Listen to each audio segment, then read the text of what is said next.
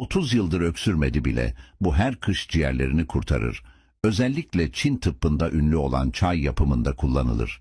Soğuk algınlığı, öksürük, zayıf bağışıklık, yorgunluk ve bitkinlik için faydalıdır. 2 yemek kaşığı taze mandalina kabuğunu dilimleyin.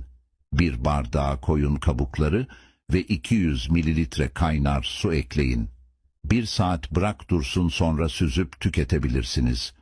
Yudum yudum yavaş yavaş içiniz. Sevdiklerine göndermeyi, paylaşmayı ve devamı için devam yazar mısınız?